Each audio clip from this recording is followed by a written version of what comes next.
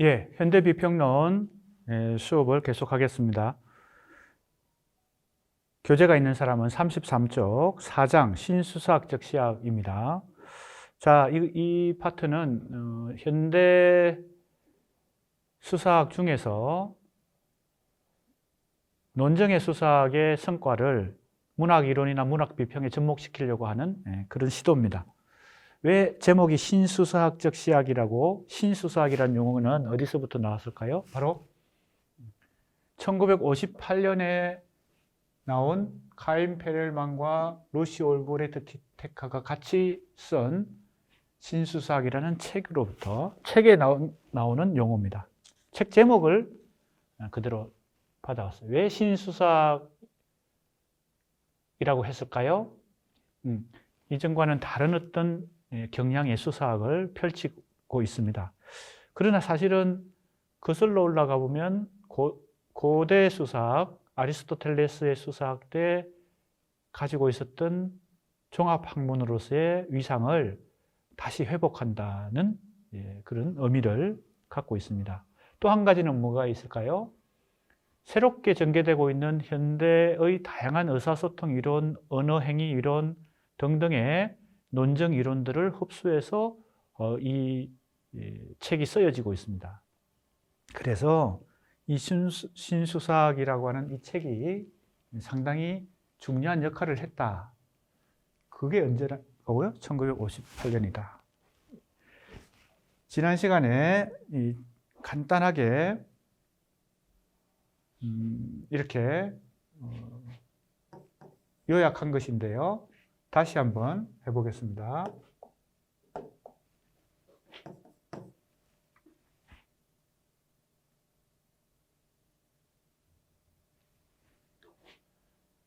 자,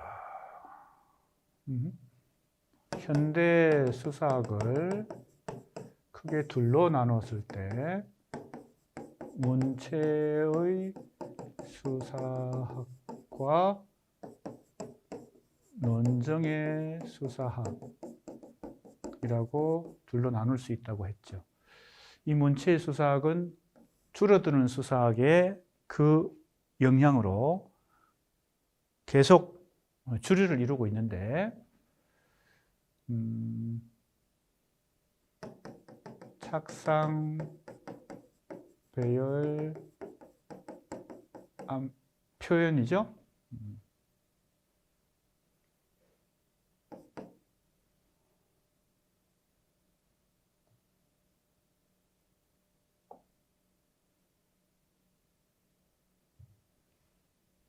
다 지워져 버렸네요. 다시 쓰겠습니다.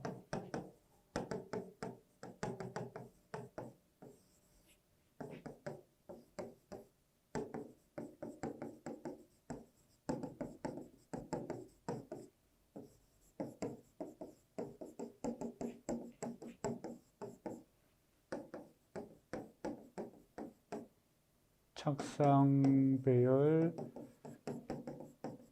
표현, 암기, 발표라는 5 분야 중에서 이 표현 분야로 줄어드는 것이 바로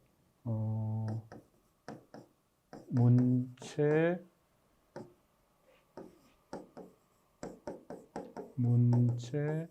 전위 개념이고, 이 전위 중에 바로 대표적인 것이 원유, 환유, 제유, 이렇게 다양한 것이 있다고 그랬죠. 바로 이 문체가 여기 나옵니다. 즉 줄어드는 수사학을 대표하는 이 문체의 수사학이 현대 수사학에 역시 계속 주류를 이루어오고 있고 지금까지 이루고 있는데, 이 논정의 수사학이라는 것이 새롭게 전개되고, 그래서 현대 수사학이 두 경향이라고 할까요? 두 방향이라고 할까요? 그것이 형성했다는 겁니다. 그래서 이거는 오래전부터 주류를 이루어왔으니까 문체의 수사학은 지금 우리가 공부하는 것이 바로 이 논정의 수사학이고, 이것을 새롭게 전개한 것이 1958년에 나온 책 신수사학이라는 책이다. 그래서 현대 논정의 수사학의 수학을 대표하는 것이 바로 이 고유 명사처럼 되어버린 것입니다. 이 책의 제목이 신수사학. 구체적으로는 논증의 수사학이라고 말할 수 있습니다. 이 논증의 수사학의 특성은 두 가지, 앞에서 얘기했던 이 우리 교재에도 나오는 현대 수사학이 나아가야 될 방향으로 내가 생각하는 두 방향을 다 같이 가지고 있는 거죠. 하나는 아리스토텔레스 수사학, 즉 고대 수사학으로 돌아가서 이 뭡니까? 줄어든 수사학 이전에 종합학문으로서의 이 특성을 다시 회복하는 거. 이건 과거에서 교훈을 받는 거. 현재에서 교훈을 받는 건 뭐예요? 현대 의사소통 이론, 논증 이론, 다양한 비형식 논리학, 형식 논리학이 아니라 비형식 논리학 등등을 도움을 받는 것입니다. 이 두 가지가 다 결합된 거. 옛날 수사학으로부터 교훈을 받는 거, 현대 다양한 학문으로부터 도움을 받는 거. 그래서 이제 1958년에 카인 페릴만과 루시 올브레 티테카가 같이 쓴 신수사학. 부제목이 바로 논증행위 이론입니다. 이것이 중요한 현대 논증의 수사학이라는 문체의 수사학과는 좀 다른 분야에서 이렇게 형성이 되었습니다.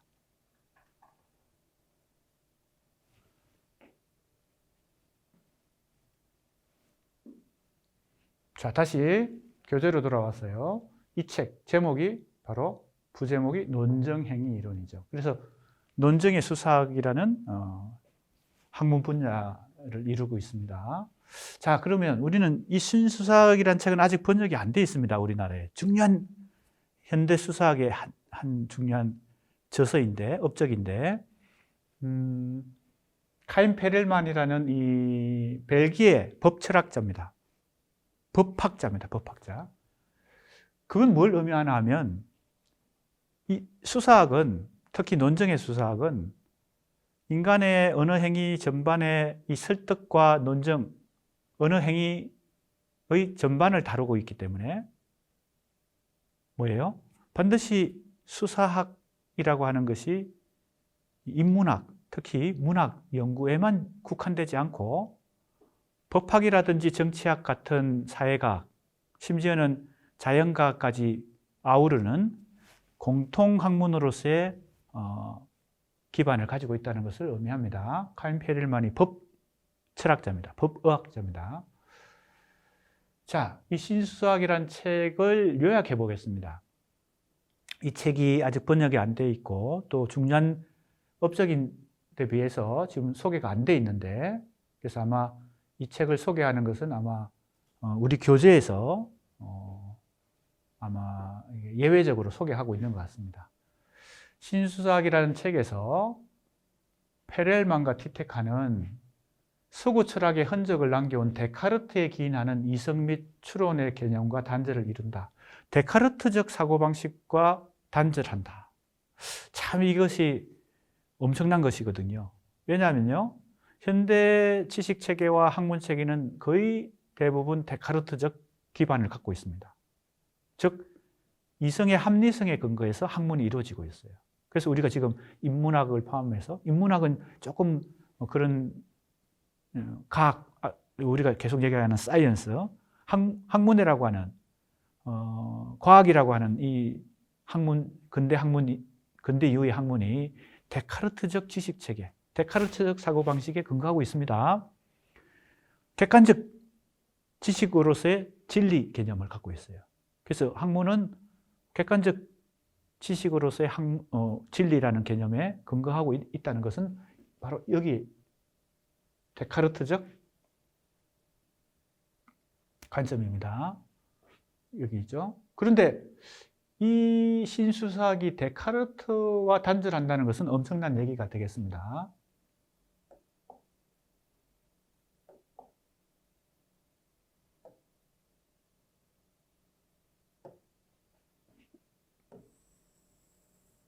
자, 여기 이성이 나오죠.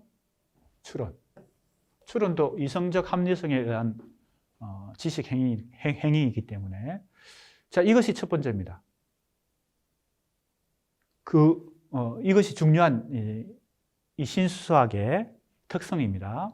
이제 자세한 내용은 우리가 그 다음 단원이 바로 논정의 수사학과 현대문학 비평과 논정의 수사학이거든요. 6장, 일부 6장. 이제 빨리 이것을 지금 이게 총론이기 때문에 하고 자세한 내용을 빨리 두 번째 단원으로 넘어가서 진도가 지금 늦기 때문에 그때 다시 얘기하겠습니다. 자세한 얘기를.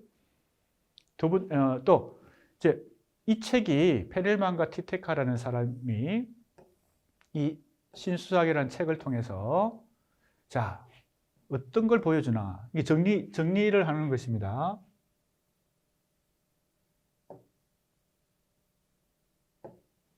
첫 번째,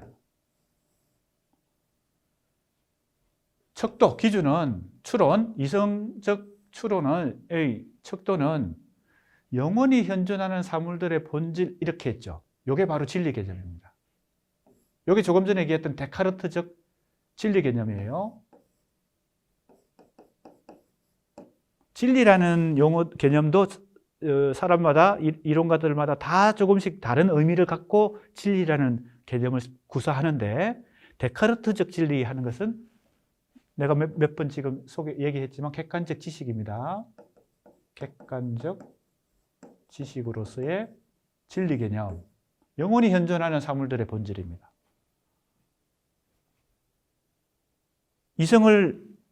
이성적 추론의 주체인 인간이 이성을 통해서, 그거는 주관입니다. 객체, 주체와 객체의 관계에서 그 사물의 법칙을, 사실을 객관적으로 지식화하는 것. 이것이 진리입니다. 플라톤의 진리 개념은 또 좀 다르죠. 그건 이데아로서의 진리죠. 그렇기 때문에 지금 아리스토텔레스의 진리 개념과 플라톤의 진리 개념과 데카르트의 진리 개념, 똑같은 진리라는 용어를 쓰지만 다 조금씩 다릅니다. 그렇기 때문에 우리가 그냥 진리란 개념을 하나라고 생각하고 그냥 구사하게 되면 의사소통에서 혹은 학문의 의사소통에서 좀 지장이 많습니다. 이건 이제 데카르트적 진리 개념입니다. 그래서 시간을 초월하는 기준이 있다는 거죠. 이게 진리인데 지금 내가 아까 얘기했죠. 이 책이 어떤 의의가 있느냐, 왜 중요한 사건이냐. 데카르트적 진리 개념으로부터 벗어난다는 것입니다. 근대 지식과 학문의 체계는 대부분 데카르트적 진리 개념을 토대로 이루어지고 있는데 이 책이 수사학이라는 분야, 특히 논정의 수사학이라는 현대 수사학의 분야에서 결정적으로 데카르트적 진리 개념에서 벗어난다. 이것이 뭘 의미하는지 우리가 엄청난 얘기입니다. 그 다음 보세요. 자명함은 이성 및 참된 지식의 주요한 특징이 아니다. 자명하다는 것은, 즉 진리에 근거한 참과 거짓의 분별, 그게 우리가 학문의 기초잖아요. 그래서 어떤 학문을 하든 공통된 근거는 이 진리 개념 그리고 자명함, 참과 거짓을 누구나 객관적으로 확인할 수 있다는 것이죠. 그래서 수능에서 어떤 문제에서 틀린 정답이 있고 틀린 게 있죠. 그죠? 그게 흔들린다면 모든 학문 체계와 그죠? 수능을 포함한 지식 체계가 다 흔들려 버리는데 그만큼 완강한 어떤 체계를 이 책이 허물고 있다는 겁니다. 어떤 점에서? 데카르트적 진리 개념을 벗어난다는 점에서. 그래서 그 다음 보세요. 따라서 논정 행위의 목표는 다른 사람의 지지를 얻는 것이다. 이 다른 사람은 청중입니다. 지지를 얻는 것. 시기 때문에 여기 청중 나오죠? 청중에 기초하여 이 다른 사람이 바로 청중입니다. 간단히 얘기하면 청중의 중요성을 주장하고 있습니다. 우리는 진리라고 하는 것은 듣는 사람이 가지는 것이 아니라 말하는 사람이 가진다고 그동안 생각해 왔습니다. 당연하죠? 지금 데카르트적 진리 개념도 듣는 사람이 아니라 말하는 사람이 가지는 것입니다. 어떤 주장을 하는 사람이 가진다는 겁니다.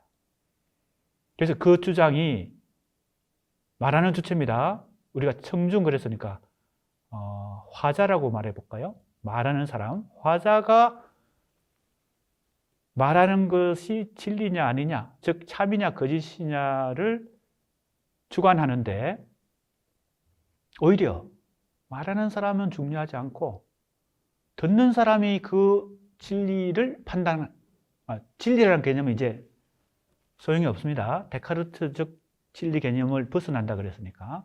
그것이 참이냐 거짓이냐는 말하는 사람이 아니라 듣는 사람이 결정한다는 겁니다. 이것도 엄청난 뭡니까? 지각 변동을 의미합니다. 이게 두 번째가 되겠습니다. 청중의 특성을 아는다. 계속 청중이 나오죠? 그러니까 듣는 사람에게 결정권이 있다는 겁니다. 이제 두 번째가 이제 나오네요. 둘째. 벌써 첫 번째 안에 많은 얘기가, 많은 새로운 얘기들이 있습니다.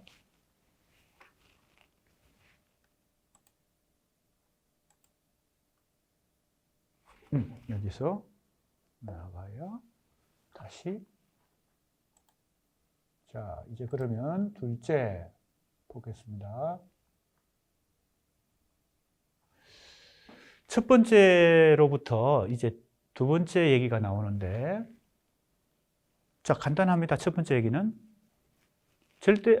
객관적 지식으로서의 데카르트적 진리는 없다는 것이고, 두 번째, 말하는 화자보다 듣는 청중이 중요하다는 것입니다. 그것의 진리 개념이 아니고 참거짓의 혹은 설득력의 정도, 이 정도겠죠. 정도의 차이에 의해서 진리는 유일하고 영원한 거잖아요. 그런데 계속 변하는 어떤 참거짓의 유동적인 그 설득력의 차이는 말하는 사람이 아니라 듣는 사람에게 결정권이 있다는 것이 첫 번째고요. 두 번째, 그래서 어떤 개념이 나옵니까? 청중의 지지가 중요한데, 청중의 지지.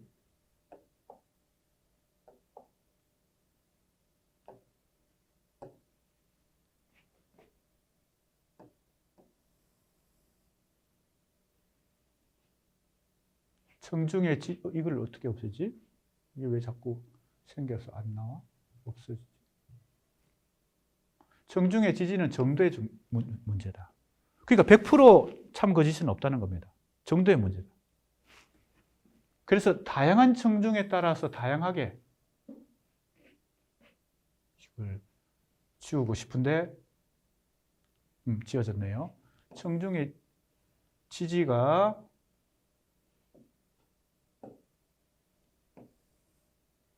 정도의 문제다는 것과 다양한 청중이 또, 청중도 단일하지 않아요. 다양한 청중에 따라서 성공과 실패가 정도의 차이로 나타난다는 겁니다.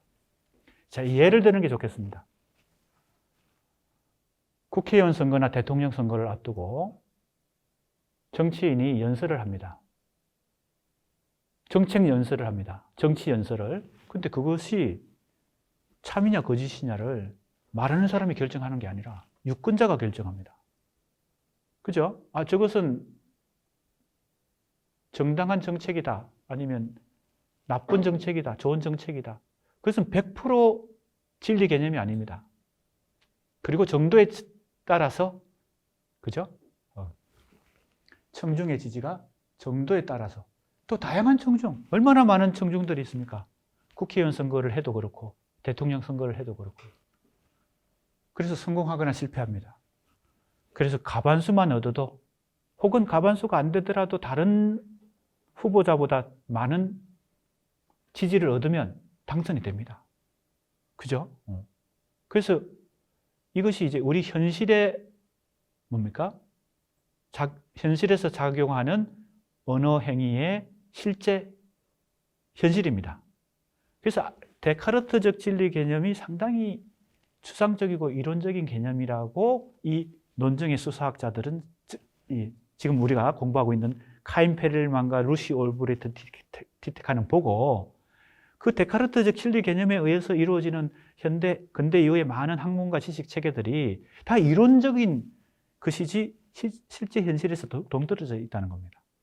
그래서 정치 연설을 예를 들었는데 법정 연설을 또 예를 들어 보겠습니다. 법정에서 우리나라는 판사가 최종 판결을 하지만 우리나라도 국민재판이라는 걸 채택하고 있는데 이제 미국 같은 데나 서구에서 이 배심원 제도를 많이 활용하죠. 배심원이라고 하는 것은 복수의 평가자가 원고와 피고, 보통 대리인들이 법정 연설을 합니다. 왜? 자기 주장을 관철시키기 위해서 서로 대립되는 어떤 주장을 하죠. 그래서 변호사와 검사가 주로 우리 법정 드라마나 법정 영화, 법정에서 이루어지는 판결을 소재로 하고 있는 영화들 많이 있죠. 드라마도 그런 게 많고요. 그래서 우리가 익숙합니다. 그 법정에서의 연설이.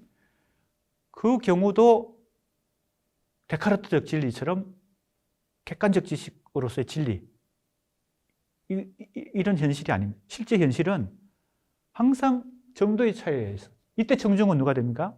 청중의 지지는 배심원들입니다. 복수의 배심원들. 그게 7명이든, 그죠? 보통 홀수로 두죠. 우리 대법원도 대법원에서 판결이 이루어질 때 1심, 2심, 3심까지 갈 때는 대법원에서 하잖아요. 그때 어떻게 해요? 홀수의 복수의 이때 청중이 바로 평가자가 됩니다. 아까 진리를 화자가 아니라 듣는 사람이 평가한다는 것도 지금 마찬가지입니다. 정치 현실이든 법정 현실이든 듣는 사람이 평가하는 겁니다. 판사든 배심원이. 그리고 그것은 정도의 차이에 의해서 다양한 청중에 의해서 성공하거나 실패합니다. 그래서 법정에서 100% 판결이 나오는 경우는 드물고 항상 정도의 차이에 의해서 결정이 됩니다. 대법원이든 배심원이든 더 많은 수가, 그죠? 유죄다, 무죄다, 혹은 형량을 결정할 때도 정도의 차이에 의해서 결정이 됩니다. 그래서 어떤 주장이나 담론을 평가할 때 참 거짓의 판단 기준을 포기한다. 참이다, 거짓이다, 이것이 영구불변하지 않다는 겁니다. 그래서 어떻게 돼요? 이제 우리가 자꾸 구체적인 예를 드는 게 실감이 나니까, 법정에서의 이 판결도 1심 판결이 2심에서 뒤집어질 때가 있고 2심 판결이 3심, 즉 대법원 판결에서 뒤바뀔 때도 있습니다. 참 거짓의 판명이 그렇게 쉽지 않다는 거죠. 우리 인간의 현실에서 언어 행위, 수사학이 이루어지는 현장에서는 이 데카르트적 진리 개념이 그렇게 유용하지 않다. 그래서 논정에는 더 나은 논정과 덜 나은 논정이 있을 뿐이고, 주장에는 더 설득력 있는 논정과 설득력이 떨어지는 논정이 있을 뿐이다. 이게 바로 이제 카인 페렐만과 로시 올브 티테카가 쓴 신수사학이라는 책, 즉 현대 논정의 수사학의 시작을 알리는 이 책의 중심 주장이거든요. 이 주장은 상당히 그 당시로 보면 획기적인 주장이었다. 왜냐하면 근대 이후의 학문 체계에서 데카르트적 진리 개념으로부터 결정적으로 벗어나는 어떤 주장을 하고 있기 때문입니다. 셋째, 그래서 이성은 본질적으로 윤리적인 동기를 갖는 하나의 실천이다. 자, 이제 윤리성, 이게 나옵니다. 우리가 이 이성이 작동하는 가장 대표적인 지식체계 학문 분야는 과학입니다. 그래서 근대 이후의 과학은 이 수학과 물리학으로 대표되고, 과학으로 대표되는 인간의 이 이성의 객관적 지식 행위는 윤리성 이전에 전제된다. 윤리성은 제외된다. 윤리성은 가로를 쳐야 된다. 이렇게 생각하는 거죠. 과학자가 어떤 과학적 발명을 하거나 발견을 하는데 윤리적 측면이, 도덕적 측면이 들어가는 것, 이것은 근대 학문에서, 그죠? 상당히 터부시된 것입니다. 그런데 그것은 데카르트적 진리가 절대적이고 객관적이고 영원한 지식이라고 하는 걸 전제하에서 윤리성을 제외해 놨던 거죠. 그런데 우리가 실제 경험을 해보면 어떤 학문이나 지식 체계가 그런 객관적인 지식, 객관적인 진리 개념에 근거한다는 것이 위험할 때가 있다는 것을 우리는 경험해 봅니다. 대표적인 것이 생명공학입니다. 그래서 복제 기술이, 그죠? 때로는 또 이제 뭐 물리학이든 화학에서 원자폭탄을 예를 들 수도 있겠습니다. 그것은 인류를 엄청난 비극에 그죠?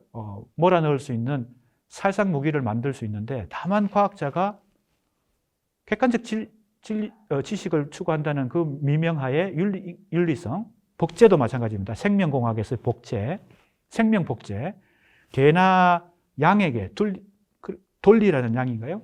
복제해서 성공해서 크게 화제가 됐는데, 이걸 인간에게 적용했을 때 엄청난 윤리적 문제가 생기죠. 그래서 이 윤리적인 것이 그동안의 이 학문에서는, 지식체계에서는 이성에 근거한, 데카르트적 이성에 근거한 진리 개념에서는 이게 제외됐는데, 이 논증의 수사자들이 지금 앞에서 얘기했던 이런 이유로 인해서 오히려 이성은 오히려 윤리적이다. 그리고 실천이다. 이렇게 보는 거죠. 사회적 실천이다. 이것이 이제 1958년에 나온 책인데, 최근에는 이런 이제 관점이 상당히 보편화됐죠. 그만큼 보편화됐죠. 지식과 학문은 객관적인 것 이전에 윤리성이 먼저 전제되어야 된다. 사회적 책임감이 필요하다. 이것이 이제 현대 거의 대부분의 학문에서, 아까 얘기했던 생명공학이나 뭐 물리학뿐만 아니라 대부분의 학문에서 이제 점차 확대되고 있죠. 그러나 1958년에 이 얘기를 처음 했던 것입니다. 그래서 이것도 정의란 무엇인가가 엄청난 하버드의 교수가 강의한 것이 책으로도 나오고 한국에서도 굉장히 오랫동안 베스트셀러가 됐어요. 이런 사회과학이 학문적 저서가 베스트셀러가 되는 것은 굉장히 예외적인데, 그것도 오랫동안 베스트셀러가 됐어요. 그만큼 현대 사회에 이 정의라는 문제가, 그래서 이제 이 정의라는 문제가 공정성이라는 이제 조금 더 하위 범주 속에서 하위 범주로 파생되면서 우리 사회에 지금 굉장히 이제 중요한 이슈가 되고 있는 것이죠. 정의, 사회적 정의, 평등, 공평성, 공정성, 이런 문제들. 이것도 이 사회적 책임감, 윤리성과 연결되어 있다. 그래서 논정 행위는 바로 이 정의의 문제다. 재화의 분배, 자유와 권리, 보호, 이런 것들도 중요한 학문적 대상이다. 1958년에 이런 주장을, 지금은 우리가 이제 익숙합니다만 58년에 데카르트적 이성 개념과 진리 개념에서 벗어나서 이런 얘기를 하는 것이 바로 이 페렐만과 티테카의 신수사학의 내용입니다.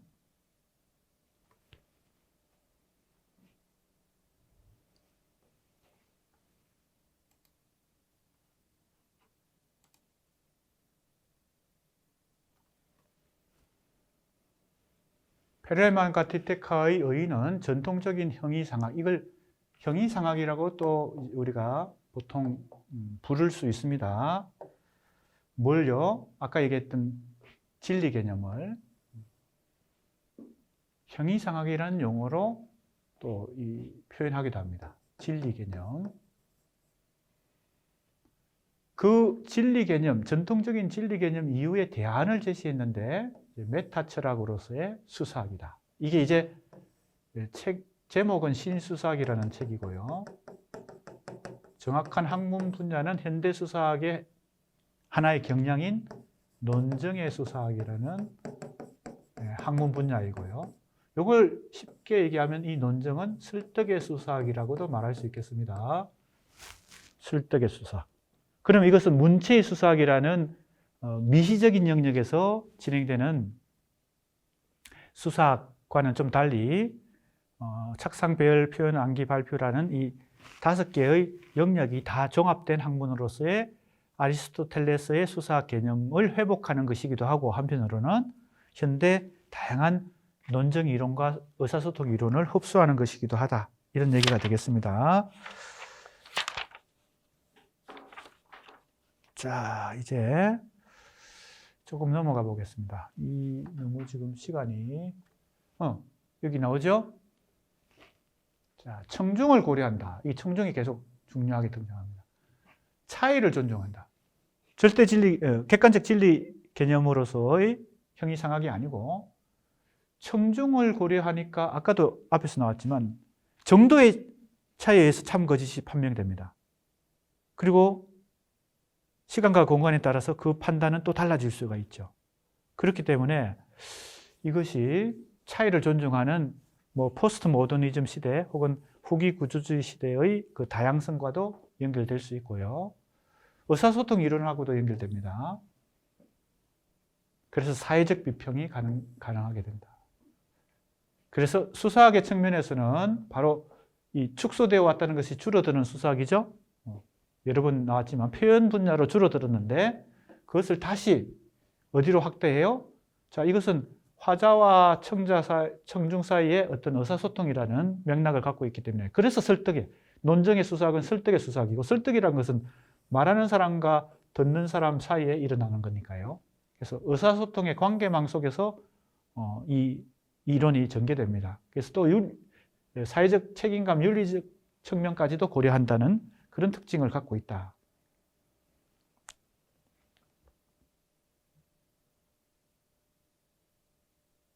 그 다음에 이제 이 현대 논정의 수사학이 바로 이 책에 의해서 이제 시작이 되었는데 그 다음 소개할 사람은 제임스 크로스화이트의 논정의 수사학입니다. 그 업적을 이어받아서 이 제임스 크로스화이트라는 사람이 이성의 수사학이라는 책을 쓰게 됩니다. 제목이 이성의 수사학이에요. 네, 계속해서 설명하겠습니다. 제임스 크로스화이트의 이성의 수사학이 현대 수사학의 논정의 수사학의 중요한 업적인데 조금 전에 설명했던 카임 페렐만과 루시 올브레이트 티테카의 신수사학이라는 책이 1958년에 나왔고 그 책이 바로 현대 논정의 수사학을 다시 개척한 그러한 업적이고요. 제임스 크로스화이트의 이성의 수사학은 1996년에 책이 나왔습니다. 이 신수사학의 그 성과를 다시 재구성했는데요. 그래서 여기 소위 신수사학의 존재 방식과 근거를 근본적으로 제시한다. 그렇죠? 페렐만과 티테카의 작업을 수용하면서 이것이 바로 신수사학이라는 책입니다. 새로운 수사학의 의미와 위상을 다양한 측면에서 종합적으로 그리고 정치하게 서술하고 있다. 자, 그의 주된 목적은 논정 행위의 이론을 재구성하여 이렇게 돼 있죠. 논정 행위의 이론.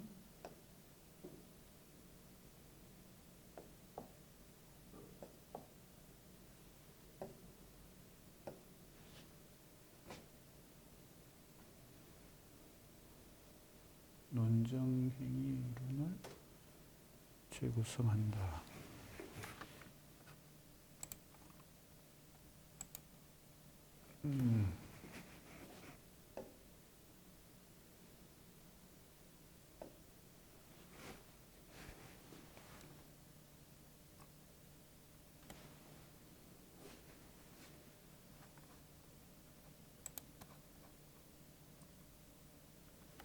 네, 이것이 가장 핵심입니다. 논정 행위의 이론을 재구성한다는 것이죠. 소개했듯이 현대 수사학이 크게 문체의 수사학과 논정의 수사학으로 나누어진다면 바로 논정의 수사학이라는 분야를 페렐만과 티테카가 다시 개척했고 1958년에 쓴 신수사학이라는 책에서 제임스 크로스화이트가 1996년에 그것을 다시 개성했다. 그래서 이 논정의 수사학의 구체적인 개념은 논정 행위의 이론입니다. 이것을 재구성했다는 것입니다.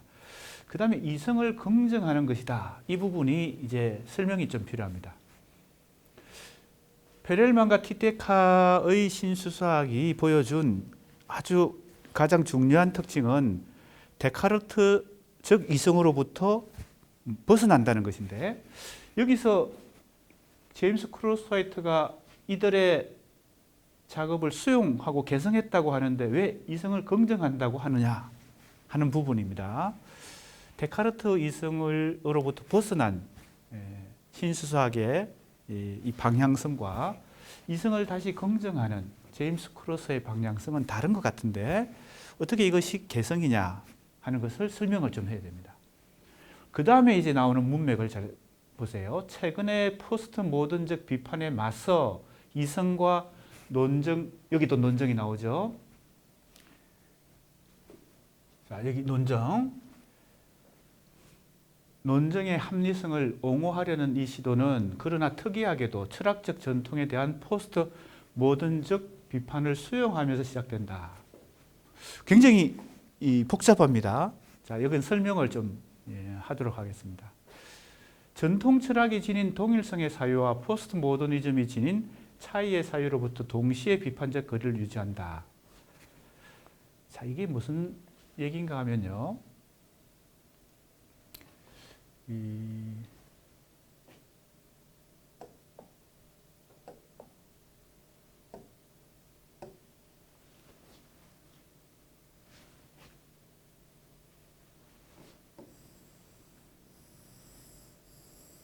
삼각형으로 일종의 도식을 한번 그려보겠습니다.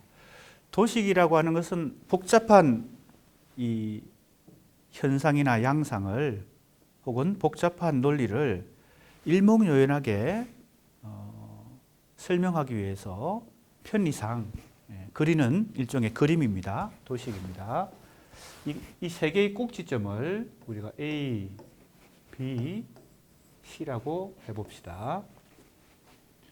바로 이 도식은 서구 철학사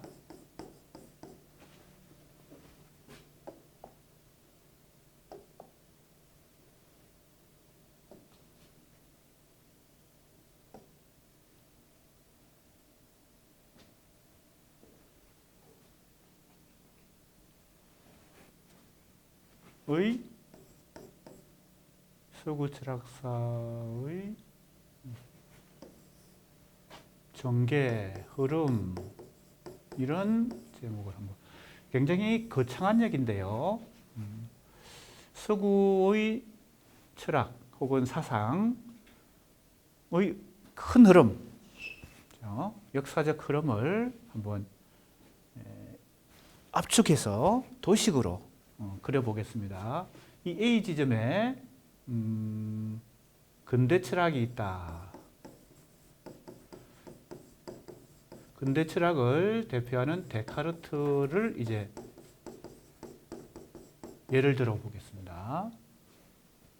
이 근대 철학은 조금 더 이 A의 지점에 위치하고 있는 서구 철학의 큰 흐름을 조금 더 확장하면 전통 철학도 이 A 지점에 있다고 볼 수 있는데 이 데카르트의 사고방식, 지금 도식을 그리는 거니까 굉장히 압축해서 그 핵심을 얘기하고 있습니다. 하려고 합니다. 데카르트로 대표되는 근대 철학의 원리가 뭐냐? 세 가지로 요약해서 말할 수 있겠습니다.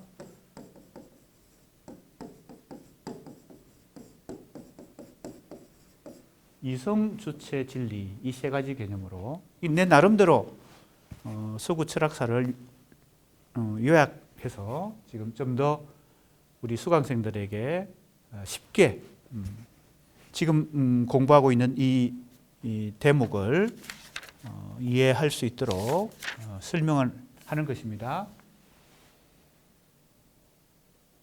이성을 제1원리로 삼아서 반드시 이제 철학에만 해당되지 않고 서구의 지식 체계, 역사적 사고방식, 이 시대에 속한 근대라고 하는 이 시대에 속한 근대인들의 사고방식이 다 이제 이 원리로 설명이 됩니다. 이성이라고 하는 인간의 정신 능력을 최고의 가치로 삼아서 이성으로 세계를 보고 역사를 바라볼 때 이성을 가진 인간은 주체로서 자신을 생각하게 됩니다. 주체란 것은 주인이란 거죠. 역사의 주인이다. 혹은 자연을 지배할 수 있는 주인, 우주도 정복할 수 있는, 그래서 미래에 대한 유토피아적 청사진을 그릴 수 있는 것이 바로 이제 주체라고 하는 주인이죠. 이성을 가졌기 때문에 이제 주인이 되는 것입니다. 여기서 파생하는 게 뭘까요? 이성으로 이 주체라고 하는 것이 성립하는 순간 외부에 있는 자연이나 우주나 혹은 타인까지 객체가 됩니다. 객체는 주체가 성립하자마자 객체가 등장하는 것이죠. 내가 주인이니까 외부에 있는 것은 다 이 주체가 파악할 수 있는, 그죠? 이성적으로 지배할 수 있는 그런 객체가 됩니다. 여기서 나오는 것이 바로 주객 이분법입니다. 주체와 객체의 이분법입니다. 이 자리에 이제 헤겔 같은 사람도 있는 것이죠. 칸트도 있고요. 그래서 헤겔의 주인과 노예의 변정법이라는 유명한 헤겔의 사상이 있습니다. 바로 주인과 노예, 주객 이분법이요. 그렇다면 이 주체가 이성을 가졌기 때문에 이 객체를 완전히 파악한다. 파악한다는 말은 검어진다는 뜻이죠. 장악한다. 그죠? 그러니까 지배할 수 있다고 생각하는 것이죠. 그랬을 때 이 객체가 가지고 있는 사실에 이 주체가 이성적으로 파악을 해서 그것을 지식체계로 언어를 통해서, 이때 언어는 도구적 성격을 가집니다. 언어를 통해서 지식체계화하면 그것이 이제 소위 말하는 근대적 학문이 되는데, 지식과 학문이 되는데, 그때 바로 진리가 발생합니다. 이게 데카르트적 진리입니다. 그러니까 진리 개념만 해도 이 철학자들마다 조금씩, 용어는 같은 진리라고 우리가 말하지만 조금씩 정확한 뜻은, 혹은 품고 있는 뜻은 다를 수 있습니다. 예를 들면 이 전통 철학으로 거슬러 올라가 보면 바로 데카르트, 칸트, 헤겔 같은 이런 근대 철학 이전에 우리가 잘 아는 플라톤도 있고, 그죠? 아리스토텔레스도 있습니다. 플라톤의 진리 개념은, 그죠? 바로 이데아죠. 이데아는 지금 얘기하고 있는 이 데카르트의 진리 개념과는, 그죠? 그 속뜻이 조금씩 다릅니다. 이 현상을 너머에 있는, 그죠? 형이상학적이고 추상적인 어떤 이데아. 이 현상은 다 이데아의 뭐에 불과합니까? 복사물에 불과합니다. 그죠? 그래서 실제 진리는 어디 있습니까? 이데아의 세계에 있죠. 그러니까 진리라는 개념이 플라톤의 진리 개념과 아리스토텔레스의 진리 개념과 데카르트의 진리 개념이 조금씩 다르죠. 그런데 이걸 이렇게 같은 A에 이렇게 묶어 놓은 것은 같은 어떤 공통점이 있다는 겁니다. 바로 이겁니다. 이 세 가지. 이것은 조금씩, 그죠? 속뜻은 다르지만 이성과 주체와 진리 개념을 가지고 서구 철학사, 수천 년의 서구 철학사에 뭐가 되어 왔습니까? 주류가 되어 왔다는 겁니다. 바로 이 A 꼭지점이. 그래서 그걸 데카르트가 마치 이제 대표 선수처럼 그 A 지점을 이제 차지하고 있습니다. 우리가 잘 아는 데카르트의 코키토, 그죠? 나는 생각한다. 고로 나는 존재한다. 존재보다 뭐가 제일 원리가 됩니까? 원인과 결과로 따질 때 생각하는 것. 바로 이 생각하는 코키토가 이성적, 그죠? 주체로서의, 그죠? 그래서 진리에 도달할 수 있다고 하는 그런 사고방식. 조금 전에 내가 뭐라고 얘기했습니까? 이건 데카르트만 이런 생각을 한 게 아니라 이 시대를 살아가는, 그죠? 그 시대의 대부분의 사람들이, 그래서 철학이라고 하는 것은 보편성을 갖는 거죠. 철학을 하는 사람만, 즉 철학자만 그런 생각을 하는 게 아니고, 그래서 우리도 데카르트적 사고방식을 갖고 살아갑니다. 왜 그럴까요? 우리도 근대 이후의 서구의 그런 지식체계, 학문체계를 어릴 때부터, 초등학교 때부터, 그죠? 습득하면서 사고방식을, 그죠? 키워왔기 때문에 우리도 지금 이런 데카르트적 사고방식 속에서, 진리 개념 속에서 살아가고 있다고 볼 수 있습니다. 자, 그러면 이 A 지점과 정반대의 위치에 있는 것이 B입니다. 조금 전에 이 A가 서구 철학사의 주류가 되어 왔다 그랬잖아요. 이 주류를 정면에서 뭐예요? 공격하고 비판한 그런 철학자들이 있습니다. 그래서 그것을 우리가 가장 대표적인 그러한 철학적 사조를 우리는 해체주의라고 말합니다. 바로 이 해체가 의미하는 것은 무엇인가 건물이 서 있기 때문에 해체가 가능하죠. 아무것도 없는데 해체를 할 수 없죠. 뭔가가 구축되어 있기 때문에 그걸 무너뜨리는 거, 이게 해체입니다. 그래서 이 A가 있기 때문에 해체주의라는 게 가능합니다. 그래서 B가 먼저 생긴 게 아니라 A가 먼저 있고 B가 생길 수 있습니다. 해체주의라고 하는 것은 데리다, 여기 이제 데카르트와 정반대에 있는 데리다를 우리가 역시 대표 선수로 생각할 수 있습니다. 해체주의라는 용어 자체를 데리다가, 현대 철학자죠, 데리다가 이 용어를 사용했기 때문이죠. 이 용어는 deconstruction을 번역한 것입니다. D라고 하는 것은 DE, 그죠? construction, 이것은 구축, 명사죠. 명사, 구축, 건축, 이런 뜻입니다. 그래서 비유를 든다면 우리가 집을 짓는 거, 빌딩을 짓고 아파트를 짓고, 그죠? 이런 학교에 건물을 짓는 거. 이것이 바로 건축이고 구축이죠. 건축을 비유로 들었기 때문에 바로 건축에서도 이 디컨스트럭션이라는 용어를 사용합니다. 바로 뭘까요? 건축을 하기 위해서는 건축 공법이 필요합니다. 그죠? 물리학적이고 수학적이고 아주 엄밀한 이 건축학에, 그죠? 의해서 설계를 하고 이 건물을 지어야 이것이 안전하고 오래 가죠. 그것이 컨스트럭션입니다. 구축이라는 뜻이고 건축이라는 뜻입니다. 그럼 건축에서도 이걸 무너뜨리는 것이 반대말이죠. 만들어 놓은 아파트를, 그죠? 폭삭 주저앉게 만드는 거. 이게 바로 무슨 공법이에요? 해체 공법입니다. 바로 이 해체, 디컨스트럭션입니다. 디컨스트럭션. 그래서 마치 건축물을 해체하는 해체 공법이 있는 것처럼 철학사에서도 이 A 지점을 해체하는 해체주의가 철학사에 등장을 하게 됩니다. 왜 그럴까요?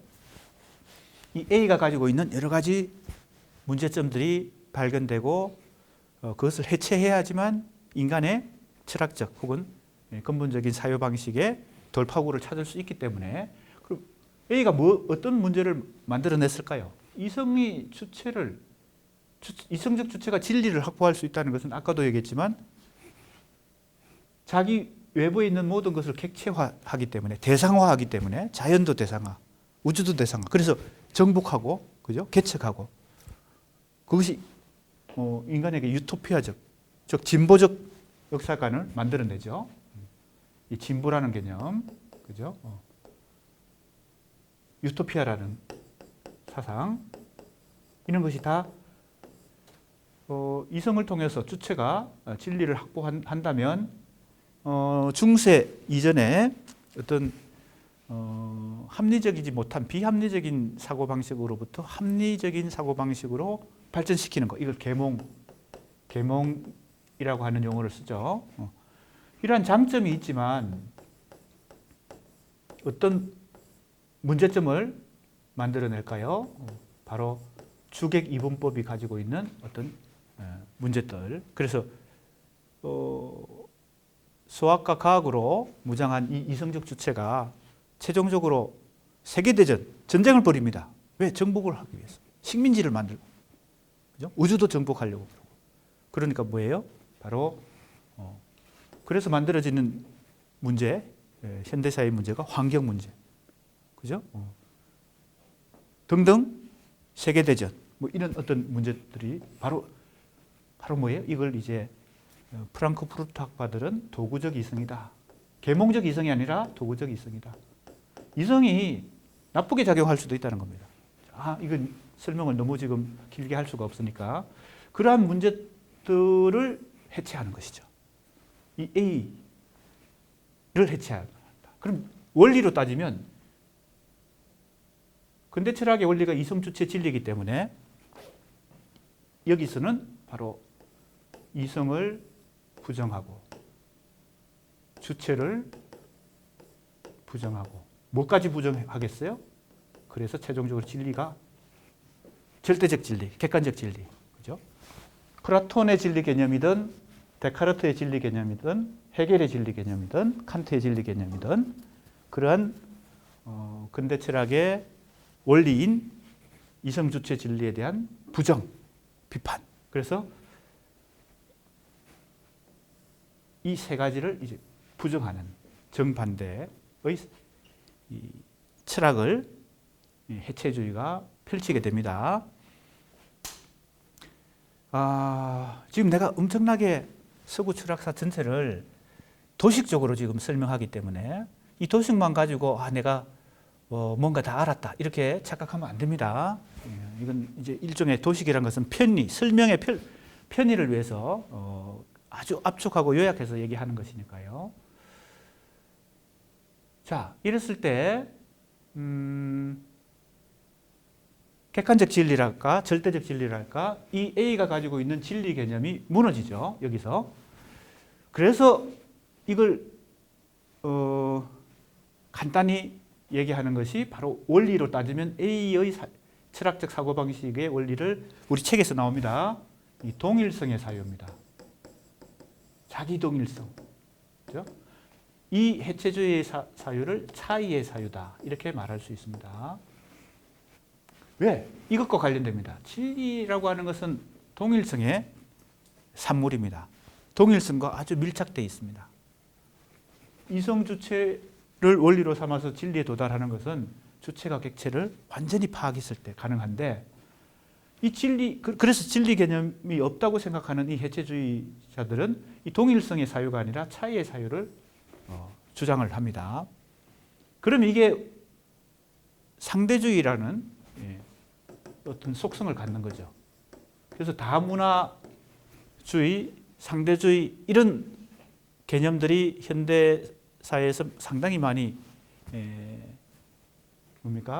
어떻게 보면 존중받고 있는데 그것도 바로 이 A에 대한 부정입니다. A에 대한 비판으로서 B가 만들어내는 어떤 개념들이 차이와 상대주의 이런 것이죠. 그러니까 절대적 진리, 객관적 진리는 없다는 겁니다.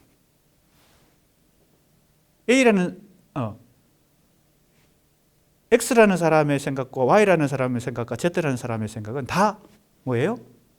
나름의 타당성이 있기 때문에 그것은 차이일 뿐이지 하나의 진리로 그것을 통합하려고 하면 그게 뭐가 된다는 거예요?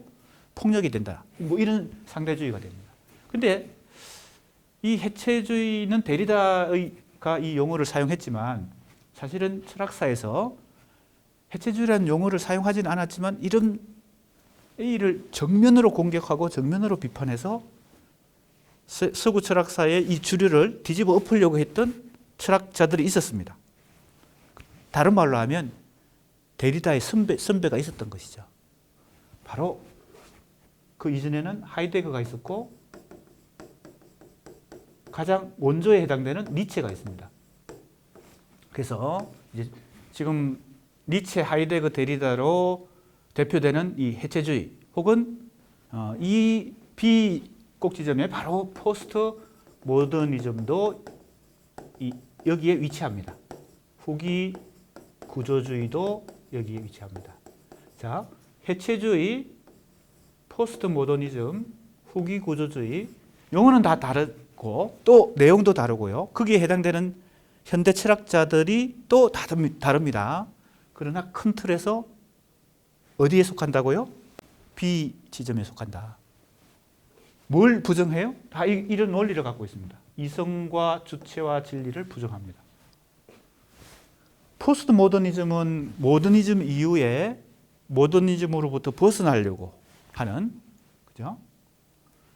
후기 구조주의는 구조주의로부터, 그죠? 시작했지만 구조주의로부터 벗어나려고 하는. 그래서 이 포스트라는 것은 번역한 게 후기입니다. 네. 포스트, P-O-S-T, 포스트, 모더니즘. 포스트라고 하는 것도 접두사인데 두 가지 의미를 갖고 있습니다. 벗어난다. 또 하나는 이후에. 그죠? 그래서 이 번역은 포스트 스트럭처럴리즘, 포스트 구조주의 할 때 포스트를 후기로 번역한 것입니다. 탈구조주의라고 번역할 수도 있습니다. 두 가지로 번역이 되니까요. 이 포스트가요. 첫 번째, 벗어난다. 탈출한다. 두 번째, 후기. 그래서 이 번역도 사실은 포스트를 번역한 게 후기입니다. 포스트 모더니즘이나 후기 구조주의나 해체주의나 사실은 거의 비슷한 이 시기에 역사적 단계에서 세계적으로 이 철학적 사조로 유행을 했고 우리 한국에도 많은 영향을 주었습니다. 공통점을 지금 얘기합니다. 우리가 이제 앞으로 우리 수강생들이 철학 공부도 하고 인문학 공부를 할 때 이 A 지점에 있는 이 많은, 그죠? 쟁쟁한 철학자들 벌써 여기 이제 나열이 돼 있죠. 칸트도 공부해야 됩니다. 헤겔도 공부해야 되고요. 데카르트도 물론 해야 되고. 여기에 나오는 니체, 하이데거, 데리다. 이제 해체주의라고 해체주의 3인방이라고 말할 수 있고 원조는 니체입니다. 이들도 공부해야 되겠죠. 다들 들어봤을 텐데, 그죠? 이제 대학생이 됐으니까 읽어봐야 되겠어요. 포스트 모더니즘 후기 구조주의에 또 속하는 많은 사람들이 있습니다. 그래서 많은 철학자들이 있습니다. 지금 다 이제 설명할 수 없으니까 바로 도식에서 말하는 A와 B. 자, 그러면 지금 우리 책에 나오는 바로 이 논증의 수사학은 자, 바로 이 C 지점에 있다. 이렇게 일단 얘기할 수 있겠습니다. 더 자세한 얘기는 이제 시간이 지금 거의 다 됐기 때문에 다음 시간에 다시 하기로 하고 요약해서 말한다면 이 C 지점에 있는 것이 바로 여러 가지가 있지만 자, 발생 순서로 보면 A가 제일 먼저 발생했고 그 다음에 해체주의, B가 발생했다 그랬잖아요. A에 대한 비판과 부정으로서 B가 발생했어요. 그렇다고 A가 다 지금 무너지고 사라진 건 아니겠죠. 하지만 타격을 굉장히 입었겠죠. 왜냐하면 이게 한 시대를 풍미하면서 그죠? 큰 흐름을 이루었기 때문에 우리 한국의 지식과 학문과 철학적 사유에도 이 A뿐만 아니라 B가 많은 영향을 줬습니다. 그래서 우리 대학생들도 그죠? 인문학 공부를 하면서 이런 공부를 다 해야 되겠죠. 그럼 C 자리는 뭐냐 하는 거죠. C 자리는 이 B가 가지고 있는 어떤 문제에 대해서 또 그죠? 비판적으로 그죠? 대안을 찾는 것입니다. 왜 대안을 찾아야 될까요? 상대주의는 차이를 존중하면서 상대주의라는 특성을 이 B가 갖고 있는데 이것은 절대적 하나의 진리 개념을 부정하기 때문에 서로의 차이만을 그죠? 인정하게 되면 어떻게 되나요? 이 상대주의가 좋은 점도 있겠지만 어떤 문제가 생겨요? 지식과 학문에서 혹은 어떤 현실적인 문제, 정치적인 문제, 사회적인 문제, 문화 현상 이런 데 있어서도 상대주의가 팽배하게 되면 그죠? 토론도 진행이 안 되고 합의에 도달하기도 어렵고 그죠? 현실적으로 어떤 대안을 찾기가 어렵습니다. 그냥 오리무중이죠.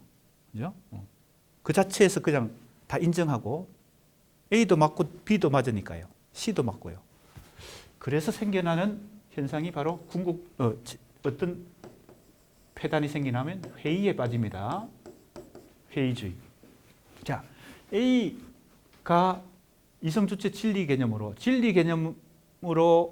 대표되는 이 A가 어떤 문제에 봉착한 것처럼 그것을 정면으로 비판한 B도 어떤 문제에 봉착한다는 겁니다. 그래서 이것이 상당히 많은 문제를 야기하니까 C가 이 B에 대한 대안을 제시하게 되는데 이 C 지점에 오는 여러 가지 현대 철학이 또 있습니다. 바로 데리다, 니체, 하이데거 데리다 혹은 여기 등장한 후기 구조주의를 대표하는 사람들이 많이 있지만 우리가 예를 든다면 들레즈도 있고 포스트 모더니즘에 해당되는 또 많은 철학자들이 있는데요. 이 C 지점에서 이제 뭐라고 할까요? 사회적 책임감. 왜? 이건 회의주의니까 더 이상 어떤 대안이 생산이 안 되잖아요. 그리고 어떤 윤리의식, 윤리적 측면, 책임의식. 요즘 공정성을 굉장히 우리 한국에서도 많이 강조하잖아요. 바로 그런 거. 뭐예요? 사회적 정의, 자스티스입니다. 자스티스. 윤리성, 정의, 책임감 이런 것들을 새로운 가치로 제시하는 C가 다시 대두하게 됩니다. 그래서 이 C 지점에 있는 이 현대 철학은 잘 보세요. 그래서 이 도식이 이제 쉽게 이해할 수 있도록 설명을 하는 것입니다. 이 C 지점에 있는 철학은 사고방식은 B에 대한 비판으로 대안으로 이것이 C가 나왔지만 위치를 보면요. 위상을 보면 B와도 거리를 두지만 A하고도 거리를 둡니다. B가 다시 A로 돌아간 게 아니잖아요. A에서 B가 나왔고 B에서 C가 나왔을 때 이 C는 B와도 거리가 있지만 A하고도 거리가 있습니다. 그러면 이렇게 요약할 수 있습니다. 자, 이 세 가지 기준을 가지고 다시 설명을 해볼 수 있습니다. 이성을 어떻게 해요? 여기서 이성을 부정했잖아요. 이건 다시 이성을 긍정하게 됩니다. 이때 이제 중요합니다. 지금 우리가 교재에서 읽은 그 문장을 내가 설명하기 위해서 이 엄청난 서구 철학사의 흐름을 다 이제 압축해서 설명하고 있잖아요. 이성을 긍정할 때 왜냐하면 이 해체주의가 이성을 부정했기 때문에 그것에 대한 대안으로 회의주의에 봉착한 그 문제를 해결하기 위한 돌파구를 찾기 위해서 그 대안으로 이성을 다시 긍정할 때 이 이성은 데카르트적 이성과는 다르다는 겁니다. 자, A와 C도 그죠? 동일한 위치에 있지 않으니까요. 이 이성과는 다른 이성을 긍정하게 됩니다. 그래서 이 책의 이름이 제임스 코르사이트의 이 수사학 논정의 수사학에 해당되는 이 책의 이름이 이성의 수사학이 된 것입니다. 자, 여기까지만 하고 이제 다음 시간에 하겠습니다. 그러면 어떻게 될까요? 주체는 다시 어떻게 할까요? 여기서 부정했던 이 주체를 다시 긍정하게 되고요. 이성과 물론 이 주체와 이 주체는 또 다르겠죠. 이 이성과 주체 할 때 A 지점의 이성과 주체를 하고 이 C 지점의 이성과 주체는 다릅니다. 진리 개념은 차이보다 어떻게 합의라고 하는 사회적 합의라고 하는 새로운 개념으로 이것을 등장시키게 됩니다. 진리는 역시 이렇게 됩니다. 이성과 주체는 긍정하되 진리는 부정합니다. 이때 진리는 객관적이고 절대적인 하나의 진리입니다. 그 하나의 진리는 없다는 겁니다. 그런 점에서 자, 이성 주체 진리를 다 긍정하고요. 여기는 B 지점은 이성 주체 진리를 다 부정하고요. C 지점은 이성과 주체를 긍정하지만 진리는 부정합니다. 자, 이런 세 가지 꼭지점 A, B, C의 차이를 잘 이해하면 이 C 지점에 바로 우리가 지금 공부하고 있는 현대 논정의 수사학도 여기에 속한다는 것을 알 수 있습니다. 그리고 현대 철학자들, 우리가 새롭게 공부하는 데리다, 들레즈, 락강 이후에 지금 우리가 많이 듣고 있는 현대 철학자들은 이 시 지점이 많이 등장하고 있습니다. 대표적인 철학자들이 바로 바디유, 지제, 랑시에르, 아감벤. 자, 이 시 지점에 다 이렇게 있을 수 있고, 공통점은 윤리, 정의, 그죠? 그리고 사회적 책임감, 이런 것을 다시 강조하게 됩니다. 왜? 이 B가 못 가진 것들을, B가, 그죠? 놓친 것들을 다시 이 C가 강조하게 되기 때문에, 지금 이 다 들어봤을 거예요. 바디오, 지제, 랑시에르, 아감벤, 벤야민도 여기 있을 수 있습니다. 그래서 A, B, C를 이번 한 학기 동안, 그리고 앞으로 이제 인문학을 공부하는 우리 수강생들이 머릿속에 일종의 도식으로, 그죠? 염두에 두고 공부하면은 이 교재의 조금 어려운 내용도 이해할 수 있을 것 같습니다. 다음 시간에 조금 더 자세하게 설명을 하도록 하겠습니다.